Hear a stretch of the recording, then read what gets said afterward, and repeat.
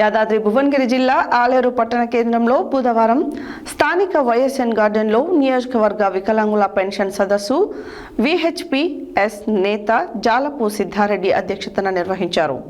ఈ కార్యక్రమానికి ముఖ్య అతిథిగా పద్మశ్రీ అవార్డు గ్రహీత మందకృష్ణ మాదిగ పాల్గొని మాట్లాడుతూ అధికారంలోకి వచ్చిన వెంటనే చేయూత పెన్షన్లు పెంచుతామని హామీ ఇచ్చిన రేవంత్ రెడ్డి దారుణంగా మోసం చేయడం జరిగిందన్నారు.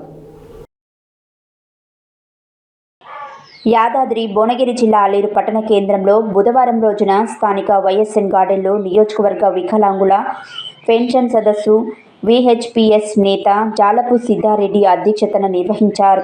ఈ కార్యక్రమానికి ముఖ్య అతిథిగా పద్మశ్రీ అవార్డు గ్రహీత మందకృష్ణ మాదిగ పాల్గొని మాట్లాడుతూ అధికారంలోకి వచ్చిన వెంటనే చేయూత పెన్షన్లు పెంచుతామని హామీ ఇచ్చిన రేవంత్ రెడ్డి దారుణంగా మోసం చేయడం జరిగిందన్నారు.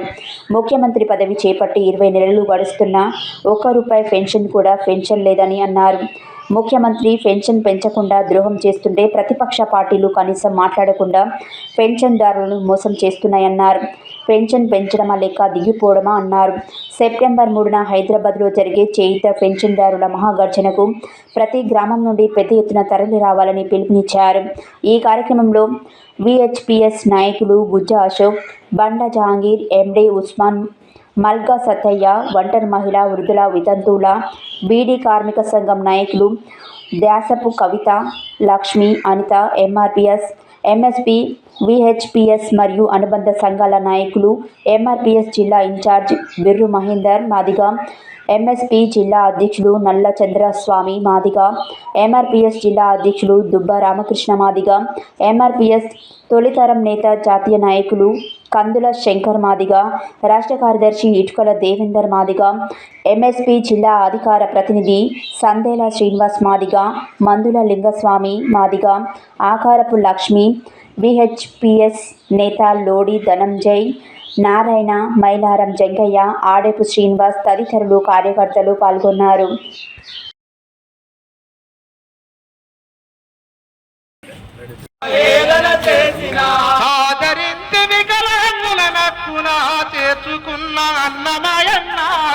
ఆరోగ్య దీపతక పూర్తిదాసుడా వందనం వందనం వందనమన్నా మందకృష్ణ మాదిగండానికి వందనమన్నా.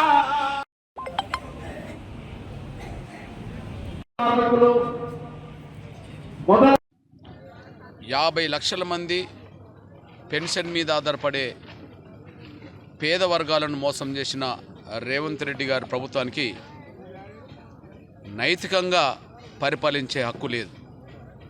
ఆయన హక్కు కోల్పోయాడు.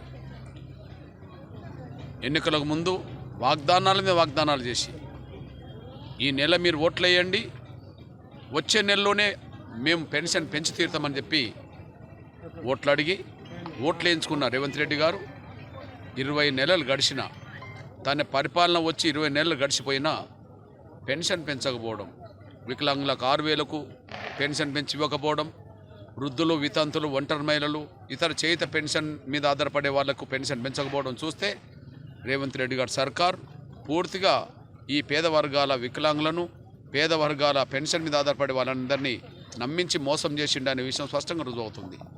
రేవంత్ రెడ్డి ప్రభుత్వం నమ్మించి మోసం చేస్తే ప్రతిపక్ష నాయకుడు ప్రశ్నించకుండా గడిలో పడుకున్నాడు. మోసం చేస్తున్న ప్రభుత్వాన్ని చూస్తున్నాం కానీ ప్రతిపక్ష నాయకుడిని మాత్రం అసెంబ్లీలో చూడలేకుండా పోతున్నాం. ఇట్లాంటి పరిస్థితుల్లోనే వాళ్లకు పేదల మీద, పేద వర్గాల భవిష్యత్తు మీద వాళ్ళకి ఎలాంటి ప్రేమ కనికరం లేదనే విషయం రుజువవుతుంది. ఒకరు బంగ్లాలో పుట్టిండ్రు, ఒకరు గడిలో పుట్టిండ్రు, ఒకరికి 800 ఎకరాల భూములున్న కుటుంబంలో పుట్టినమని రేవంత్ రెడ్డి గారు చెప్పిండ్రు. భూస్వాముల కుటుంబంలోనే కేసీఆర్ పుట్టేశాడు. అంటే పేద వర్గాల బతుకు భూస్వాములకు అర్థం కాదు కనుక, బంగ్లాల్లో గడిలో పుట్టిన వాళ్ళకి అర్థం కాదు కనుక ఖచ్చితంగా పేద వర్గాల బిడ్డలుగా పూరి గుడిసెల్లో పుట్టిన మేమే ఆ బాధ్యత తీసుకోవాల్సి వచ్చింది అనే విషయం కూడా గుర్తు చేస్తూ, రాబోయే రోజుల్లో పెన్షన్ పెంచకపోతే, ముఖ్యంగా సెప్టెంబర్ నెలలో పెన్షన్ పెంచి ఇవ్వకపోయినా, కొత్త పెన్షన్లు మంజూరు చేయకపోయినా, 5-6 సంవత్సరాలుగా కొత్త పెన్షన్లు మంజూరు కావట్లేదు.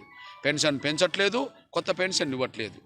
పెన్షన్ పెంచి ఇవ్వడమా, రాజీనామా చేయడమా తేల్చుకోవడానికే, కొత్త పెన్షన్లు ఇవ్వడమా, రాజీనామా చేయడమా తేల్చుకోవడానికే సెప్టెంబర్ 1వ వారం 3వ తారీఖు నాడు హైదరాబాద్లో వికలాంగులు మరియు చేయుత పెన్షన్దారుల మహాగర్జన నిర్వహించబోతున్నాం. ఆ మహాగర్జనకు స్వచ్ఛందంగా తరలి రావాలని చెప్పి నేను నా వికలాంగుల సమాజానికి, నా వృద్ధుల వితంతుల సమాజానికి, చేయుత పరిధిలో పెన్షన్ పొందే పేద వర్గాలందరికీ నేను విజ్ఞప్తి చేస్తున్నా, పిలుపునిస్తున్నా. నేను మరొకసారి హెచ్చరిక చేస్తున్నా, రేవంత్ రెడ్డి గారు మీరు పెన్షన్ పెంచి ఇవ్వడమో తప్పుకొని ఇంటికి వెళ్ళడమో తేల్చుకోవడానికి ఇక సిద్ధంగా ఉండాలని చెప్పి నేను గుర్తు చేస్తున్నా, హెచ్చరిస్తున్నా. ఫంక్షనాలు ఇచ్చి ఈ పేద పక్షాలు ఇచ్చిన పెద్దన్న సలీమన్నకు అందరికీ కూడా ధన్యవాదాలు తెలియజేస్తా ఉన్నాం. సలీమన్న